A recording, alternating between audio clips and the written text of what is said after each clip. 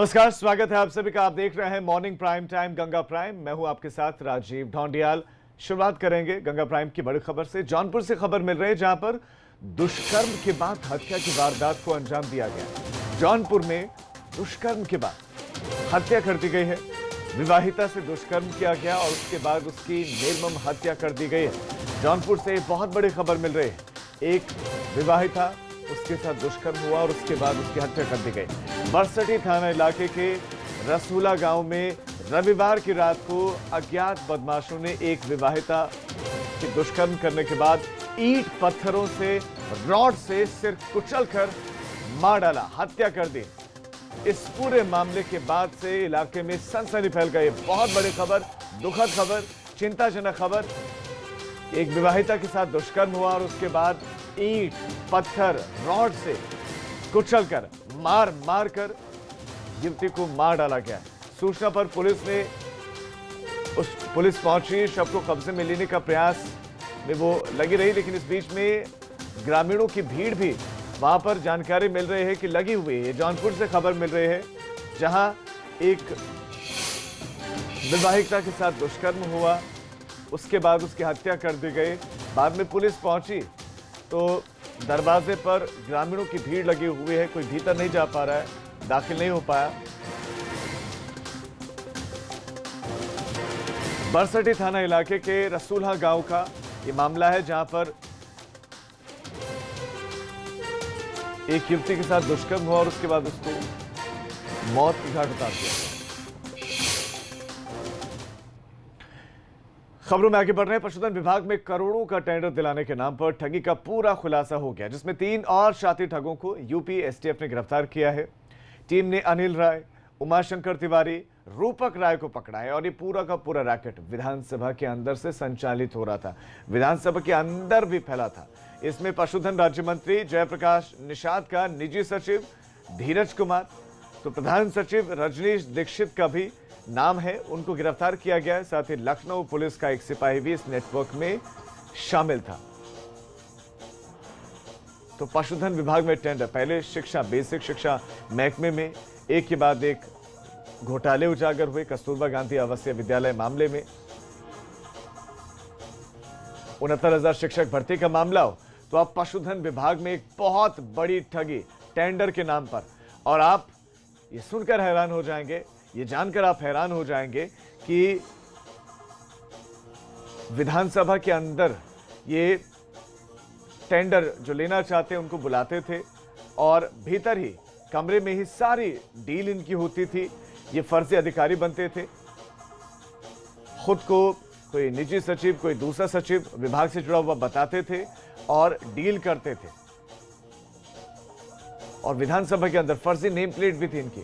अनुभव शुक्ला हमारे संवाददाता अब इस पर और ज्यादा जानकारियां देंगे। अनुभव, अब एक के बाद एक खुलासे हो रहे हैं, अभी तक सचिव स्तर तक की बात पहुंची। अब सवाल यह है कि क्या किसी मंत्री की इन्वॉल्वमेंट भी इसमें उजागर हुई है? क्या इस ओर इशारा कर रहा है पूरा का पूरा खुलासा?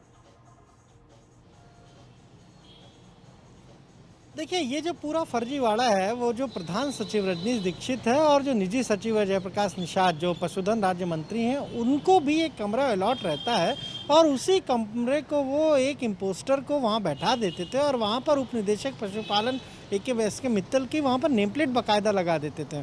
और जब वो ठेकेदार को बाकायदा एक लाल मंत्री की गाड़ी से लाया जिस पर वीआईपी पास लगा होता था, हमारे जो सोर्स है उनका साफ तौर पर कहना है कि दरअसल वो मंत्री की स्टाफ की गाड़ी रहती थी। और ऐसे में जब कोई गाड़ी पर आता है, इसमें पास लगा होता है, तब उसकी कोई चेकिंग नहीं होती, कोई पास की उसे ज़रूरत नहीं होती व्यक्तिगत। और यही वजह थी कि जो ठेकेदार था इंदौर का, जो शिकायत करता है, उसको भी ये लगा कि वाकई ये लोग जो हैं वो सही बात कह रहे हैं, वो उसको पूरा टेंडर दिला देंगे और वो उनके झांसे में आ गया। 3 बार में कहा जा रहा है कि ये तकरीबन 9 करोड़ 72 लाख रुपए उससे ले लिए। और उसको जब शक हुआ, जब ये टेंडर ऑनलाइन नहीं दिखा, तब उसने पूछा। फिर एक पुलिस अधिकारी के जरिए उसको जान से मारने की धमकी भी दी गई। ये भी अब जो सूत्र हमारे वो बता रहे हैं और अब एसटीएफ उस पुलिस अफसर के खिलाफ भी जांच की बात कह रहा है, यानी उससे भी पूछताछ होगी इस पूरे मामले में। कुल 7 लोग गिरफ्तार हुए हैं, जिसमें कुछ तथाकथित पत्रकार भी शामिल हैं। और ये पूरा एक नेक्सस चल रहा था, ये पूरा एक रैकेट चल रहा था, जहां पर एक व्यक्ति को लाया जाता था, एक इम्पोस्टर जो था वो खुद उप निदेशक बनता था, उसने फर्जी कार्ड तक छपवा रखा था, अपना एक परिचय पत्र फर्जी छपवा रखा था। आप ये सोचिए कि किस तरीके से ये पूरा फर्जीवाड़ा हो रहा था। और एक मामला तो ये खुला है, पता नहीं इस तरह के कितने मामले लोगों को वहां पर ठगने का काम विधानसभा के भीतर किया गया है। क्या इन्होंने अनुभव ये शुरुआती तौर पर खुलासा किया है कि लगभग कितने लोगों को अब तक ये ऐसे ठग चुके हैं और तार कहां तक इनके हो सकते हैं, ये एक राज्य में या दूसरे राज्यों में भी? क्योंकि ये जो जिसके साथ ठगी हुई है वो मध्य प्रदेश का रहने वाला बताया जा रहा है, तो क्या दूसरे राज्यों में भी इनका नेटवर्क है इस तरह का? क्या क्या खुलासे हुए हैं? और राजेश सबसे महत्वपूर्ण ये है, जिसने एफआईआर कराई है उसकी कोई सुनवाई ही नहीं हुई। 2018 से लेकर 2019 तक वो पैसे देता रहा, पुलिस के पास गया, पुलिस ने उसकी कंप्लेंट नहीं सुनी, क्योंकि जो एक तथाकथित पत्रकार है, कहा जाता है कि उसके पुलिस विभाग में बहुत तगड़ी घुसपैठ है, हर एक चीज़ पर वो नज़र रखता था और उसने यहाँ तक इस युवक को धमकी भी दिलाई थी। पर इंदौर की बीजेपी की एक बड़ी लीडर रही हैं, उनके पास जब वो पहुंचा और उन्होंने जब मुख्यमंत्री से बात की, तब पूरे मामले की गोपनीय जांच एसटीएफ को सौंपी गई और फिर परत दर परत ये पूरा जो भ्रष्टाचार है, जो घोटाला है, या हम कहें कि जिस तरीके से पूरी ठगी की गई है, उसकी परत खुली और फिर लोगों की गिरफ्तारी हुई। जैसे एफआईआर दर्ज कराए उसके तुरंत बाद गिरफ्तारी हो गई। यानी आप सोचिए कि किस तरीके का ये पूरा मामला था। और मुख्यमंत्री के संज्ञान में जब पूरा मामला आया, उन्होंने तुरंत एसटीएफ से कहा कि इसकी जांच करिए, जो दोषी हैं उनके खिलाफ कार्रवाई करिए। अभी एसटीएफ लगातार इन लोगों से पूछताछ कर रही है जो गिरफ्तार है, लेकिन हमारे जो सोर्स हैं उनका साफ तौर पर कहना है कि एक बड़ा ये नेक्सस है, एक बड़ा रैकेट है, ये लंबे समय से ऐसे ही सक्रिय है। और क्या मुख्यमंत्री खुद मॉनिटर कर रहे हैं इस पूरे के पूरे घोटाले घपले को? क्या मुख्यमंत्री देख रहे हैं? देखिए बिल्कुल, क्योंकि जब उनके पास ये शिकायत आई और उन्होंने ही जब गोपनीय जांच के लिए कहा, तब एसटीएफ सक्रिय हुई और अब जो सारी जानकारी है वो उन तक पहुंच गई है। और लगातार उनकी तरफ से यही निर्देश दिए गए हैं कि ऐसे जो भी लोग हैं जो इस तरह का करप्शन का काम कर रहे हैं, इस तरह के किसी भ्रष्टाचार में शामिल हैं, उनके खिलाफ कड़ी कार्रवाई की जाए। और एक मैसेज भी दिया है कि इस तरीके की जो हम कहें तो ठगी करने वाले लोग हैं, वो उनके खिलाफ सरकार का इसी तरह का रुख रहेगा। आप ये सोचिए कि जैसे ही एफआईआर होती है, दूसरे मामले आप देखिए एफआईआर होती है, फिर पुलिस तलाश करती है, पकड़ने जाती है, पर यहाँ एफआईआर होने के चंद घंटों के भीतर ही 7 लोगों को गिरफ्तार कर लिया गया और उनसे अब लगातार पूछताछ की जा रही है। जो सवाल आपने पूछा था कि क्या इन लोगों ने और भी इसी तरह की ठगी की, अब एसटीएफ यही जानकारी जुटा रही है कि ऐसा तो नहीं है कि कोई और भी लोग हों जिनको इन्होंने ठगा हो, जिनसे इन्होंने पैसा लिया हो, और अब उन सारी कड़ियों को जोड़ने की कोशिश एसटीएफ कर रही है। जी अनुभव, आपका इस तमाम जानकारी के लिए धन्यवाद। आप नजर बनाए रखें, अपडेट आपसे लेते रहेंगे। तो एक तरफ कोरोना की महामारी, दूसरी तरफ भ्रष्टाचार की महामारी पूरी तरह से व्याप्त हर एक विभाग में फैली हुई दिखाई दे रही है। और ये सबसे चिंताजनक बात है कि उत्तर प्रदेश को उत्तम प्रदेश बनाने का सपना है, लेकिन इस तरह से घोटाले जिस तरह से एक के बाद एक सामने आ रहे हैं, उससे लगता नहीं कि वो सपना कभी पूरा हो पाएगा। जिस तरह से भ्रष्टाचार की जड़ें बहुत गहरी जमी हुई, यहाँ तक कि विधानसभा के भीतर तक।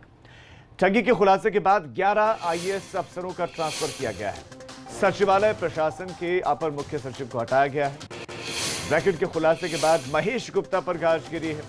अब महेश गुप्ता को राज्यपाल का प्रमुख सचिव बनाया गया है। यूपी में 7 आईपीएस, कई पीपीएस अधिकारियों के भी तबादले हुए हैं। और आपको हैरानी होगी ये जानकर कि ये 2018 से प्रकरण चला आ रहा था और पुलिस ने शिकायत की थी पीड़ित ने, लेकिन पुलिस ने कोई कार्रवाई नहीं की।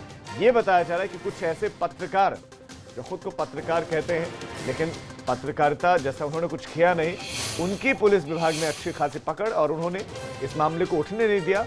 तो पीड़ित ने बीजेपी के नेता, जो मध्य प्रदेश के एक बीजेपी के नेता बताए जा रहे हैं, उनसे शिकायत की और उन्होंने मुख्यमंत्री से ये शिकायत की और मुख्यमंत्री ने फिर गोपनीय जांच करवाई और उसके बाद ये पूरा का पूरा खुलासा हुआ है। तो इस खुलासे में कहीं ना कहीं मुख्यमंत्री योगी आदित्यनाथ की भूमिका भी रही है, क्योंकि उन्होंने जांच इसकी करवाई गोपनीय।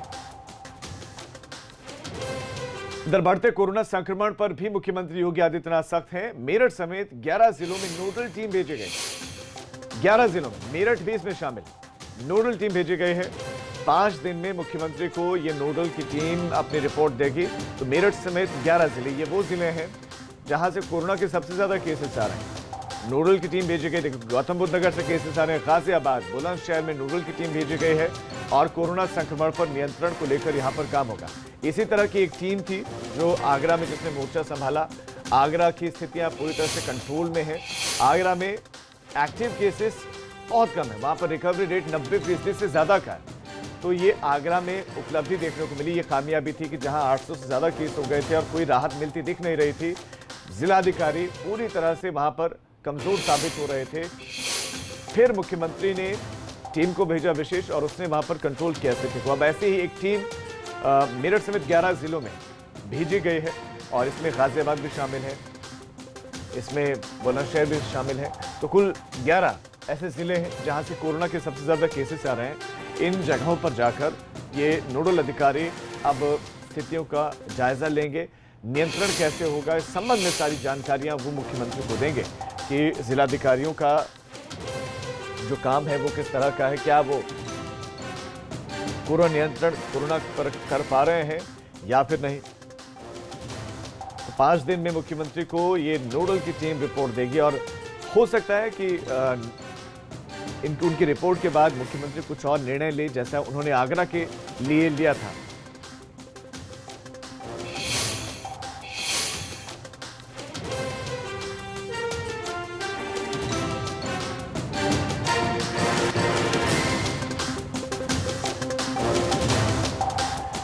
तो खबर बड़ी है और बलराम पांडे इस खबर पर हमारे संवाददाता और ज्यादा जानकारी के साथ जुड़ गए हैं। बलराम, मेरठ का नाम भी है इन 11 जिलों में, क्या ये नोडल की टीम पहुंच गई है? अगर पहुंच गई है तो ये नोडल की टीम किस तरह से काम करेगी, क्या ये नोडल की टीम करेगी, क्या निर्देश नोडल की टीम को दिए गए हैं, ये आप दर्शकों को बताएं। देखिए राजीव, इससे पहले भी 2 बार मुख्यमंत्री जी ने मेरठ और इन जिलों के निरीक्षण कराया था। नोडल टीम भेजी थी जिसमें मेरठ भी था, गाजियाबाद था, गौतम बुद्ध नगर था, कानपुर था, आगरा था, मुरादाबाद था। लेकिन 2 बार की जो रिपोर्ट मुख्यमंत्री जी को मिली है उससे वो संतुष्ट नहीं है।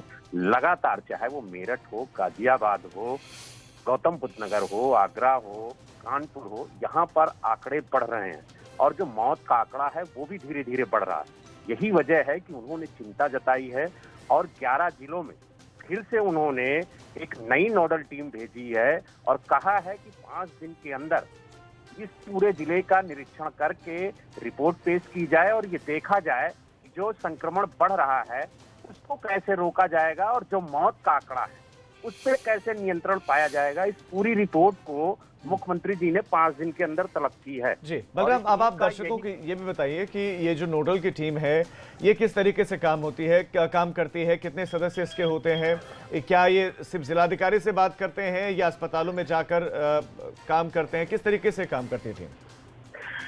देखिए राजीव, अभी तक जो टीमें आई हैं, जो नोडल टीम इन्होंने बनाई है उसमें 2 टीमें रही। एक मेडिकल के जो अधिकारी हैं, सीनियर अधिकारी हैं, वो उस टीम में थे। इसके अलावा एक सीनियर आईएएस थे, पुलिस के सीनियर अधिकारी थे जिन्होंने पुलिस की अगर दिशा में कोई चूक हो रही है तो उस पर वो मॉनिटरिंग करें। साथ ही एक सीनियर अधिकारी थे टी वेंकटेश जी, वो भी यहाँ पर नोडल अधिकारी के तौर पे तैनात किए गए थे। अगर हम मेरठ की बात करें तो उन्होंने जो प्रशासनिक अमला था वहां पर कहाँ चूक हो रही है उसको लेकर के उन्होंने पूरी मॉनिटरिंग की थी, पूरा निरीक्षण किया था। साथ ही डॉक्टर वेद प्रकाश जो नोडल अधिकारी बनाए गए थे चिकित्सा के, उन्होंने मेडिकल कॉलेज समेत स्वास्थ्य विभाग की पूरी ऑडिटिंग की थी और एक एक पहलू को चेक किया था कि कहां पर चूक हो रही है, जिसकी वजह से जो आंकड़े हैं वो बढ़ रहे हैं और जो मौत का सिलसिला है वो लगातार जारी है। यानी कुल मिला के राजीव ये कहा जा सकता है कि सभी पहलुओं पर ये नोडल टीम फोकस करती है और सभी पहलुओं का निरीक्षण करेगी कि किस जगह पे चूक हो रही है जिससे ये आंकड़े बढ़ रहे हैं। उस चूक पर सबसे पहले काम किया जाएगा। इसके अलावा जो मौत का सिलसिला है उस पर भी देखा जाएगा कि आखिरकार चूक कहां है। यानी कि हर एक पहलू पर नोडल की टीम काम करने वाली है, देखने वाली है। आपका इस तमाम जानकारी के लिए धन्यवाद। तो 5 दिन में सीएम को ये रिपोर्ट देगी नोडल की टीम। और ये जो नोडल की टीम बताया जा रहा है जिस तरह से काम करती है कि इसमें जितने अधिकारी होते हैं, हर एक अधिकारी के पास एक क्षेत्र का, एक सेक्टर का, एक फील्ड का जो है उनके पास अनुभव भी होता है और वो निरीक्षण भी करते हैं और इसके बाद एक डेटा तैयार किया जाएगा जो मुख्यमंत्री को सौंपा जाएगा। इससे पहले भी 2 बार नोडल की टीम मेरठ पहुंच चुकी है। इन दिनों यूपी के अंदर ठगी फर्जीवाड़े के लगातार नए नए खुलासे हो रहे हैं। लगातार सामने मामले आ रहे हैं। फर्जी शिक्षकों के मुद्दे पर सूबे के मुख्यमंत्री योगी आदित्यनाथ और सख्त हो गए। मुख्यमंत्री ने उत्तर प्रदेश के सभी शिक्षकों के दस्तावेजों की जांच के आदेश दिए। मुख्यमंत्री योगी आदित्यनाथ ने माध्यमिक, उच्च, बेसिक शिक्षा, समाज कल्याण और कस्तूरबा गांधी विद्यालयों में कार्यरत सभी शिक्षकों के दस्तावेज के सत्यापन का आदेश जारी किया है। मुख्यमंत्री ने कहा है कि एक अलग डेडिकेटेड टीम बनाकर सभी शिक्षकों के दस्तावेजों की जांच हो और डिफॉल्टर्स पर सख्त कार्रवाई की जाए। ट्वीट भी मुख्यमंत्री योगी आदित्यनाथ ने किया है, सीएम ऑफिस का ये ट्वीट, जिसमें एक डेडिकेटेड टीम बनाने का निर्देश और डिफॉल्टर्स के खिलाफ सख्त कार्रवाई करने के निर्देश दिए हैं। तो माध्यमिक शिक्षा, उच्च शिक्षा, बेसिक शिक्षा, समाज कल्याण, कस्तूरबा गांधी विद्यालयों में स्थितियां क्या है, नियुक्तियां कैसे की गई हैं, जो बीएसए वो किस भूमिका में नजर आ रहा है, सारी बातें परत दर परत खुली हैं और ऐसे में मुख्यमंत्री ने ये निर्देश दिए। खबर अब जौनपुर से, जहां पर प्रीति यादव के दस्तावेजों से फर्जीवाड़े का मामला सामने आया है। लेकिन दिलचस्प यह है कि अनामिका की तरह प्रीति यादव भी बेरोजगार है, जिसने 2017 में कस्तूरबा विद्यालय में आवेदन किया था, लेकिन उनके कागजातों से नौकरी फर्जी शिक्षिकाएं करती रहीं। अब इस मामले में एफआईआर दर्ज करवा दी गई है। पुलिस पूरे मामले की जांच कर रही है।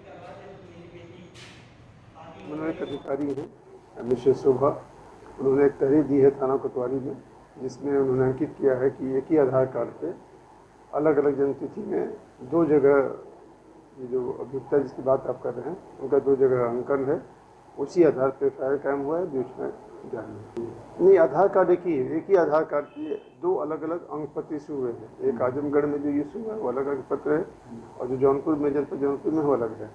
उसकी जांच हुई है। एक बड़ी खबर देते हैं। आज से यूपी में रोजगार पखवाड़ा, यूपी लौटे हुए प्रवासियों को रोजगार मिलेगा और इसी के तहत ये रोजगार पखवाड़ा चलने वाला है आज से। और मनरेगा के तहत 15 लाख मजदूरों को काम। तो मुख्यमंत्री के निर्देश पर कई विभागों ने तैयारियां की हैं। रोजगार देना लक्ष्य है मुख्यमंत्री योगी आदित्यनाथ का, और मुख्यमंत्री योगी आदित्यनाथ ने इसी के तहत एक निर्णय भी लिया था कि अब उत्तर प्रदेश के जो प्रवासी हैं, जो कामगार हैं, पहले तो उन्होंने सबकी स्किल मैपिंग की है। प्रदेश में अब वो डेटा है उनके पास है कि कौन किस क्षेत्र में माहिर है, किस हुनर में माहिर है, और अब रोजगार देने की जो प्रक्रिया है वो शुरू कर दी गई। अनुभव शुक्ला हमारे संवाददाता और ज्यादा जानकारियां देंगे इसमें। अनुभव, ये रोजगार पखवाड़े के बारे में आप बताइए कि कैसे इससे मजदूरों को काम मिलेगा और किस तरीके से चलने वाला है। देखिए, मुख्यमंत्री ने पहले ही कहा था कि आज से ये पूरे जिलों में जो प्रवासी श्रमिक आए हैं उनको रोजगार देने का काम शुरू कर दिया जाए, और उसकी पूरी एक बाकायदा लिस्ट भी भेजी जाए। उनको ये बताया जाए कि किस तरीके से जो प्रवासी श्रमिक हैं, खासतौर से जो इस कोरोना हम कहें तो बीमारी के वक्त लौटे हैं अलग अलग राज्यों से उत्तर प्रदेश, उनके लिए 20 लाख से ज्यादा रोजगार देने की जो योजना है, उसमें ये कहा है कि आज से सभी जो, चाहे वो एमएसएमई में जाएं, चाहे वो मनरेगा में जाएं, चाहे वो किसी छोटे लघु उद्योग में जाएं, या फिर जो करार हुआ था कुछ जो ऑर्गेनाइजेशन संगठन थे उनके साथ, और वो कैसे उनको रोजगार दे रहे हैं, ये जिले के जो अधिकारी है वो आज से ये पूरी रिपोर्ट भेजेंगे कि उनके यहाँ कितने कितने प्रवासी श्रमिकों को रोजगार मिलना शुरू हो गया है। जी अनुभव, आपका इस तमाम जानकारी के लिए धन्यवाद।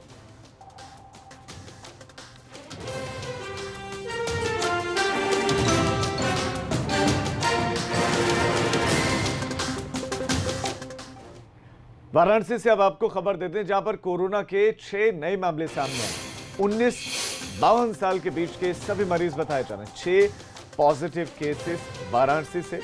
नोएडा में थाना प्रभारी समेत 4 पॉजिटिव मिले हैं और मेरठ में कोरोना के 27 नए केसेस मिले। 27 नए पॉजिटिव केसेस मेरठ से सामने आए। तो यूपी में एक दिन में 499 मरीज मिले।